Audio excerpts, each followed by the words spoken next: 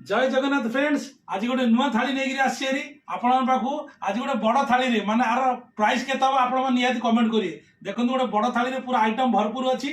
Cameraman देखो आज कौन कौन है देखो पूरा 4 प्लेट भात ता संगे जूस पड़ जाइए। एटा हमर गोटे पनीर तरकारी कटिपुट आलू पड़िकी एटा डाली एटा छतु पकड़ा एटा साग भजा बढ़िया से देखे दियो कैमरामैन।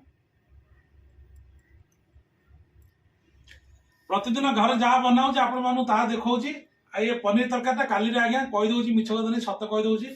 चलू स्टार्ट करिया देखिए आज केमी लगुच खाଇବା। ये खाइबाटा डॉली किचन रु आसी निहाती आप मन रखिए। चलू स्टार्ट करिया।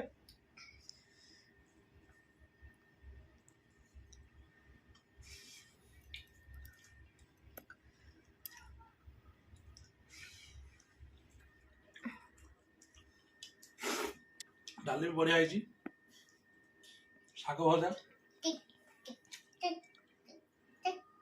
साग तरकारी टी चाखीदा आइटम बहुत बढ़िया है खाई मत बहुत भल लगा। आपण मैंने भी लास्ट तक देखिए जो आपण धन्यवाद। रोची जय जगन्नाथ। आप दिन शुभ मंगलमय हो।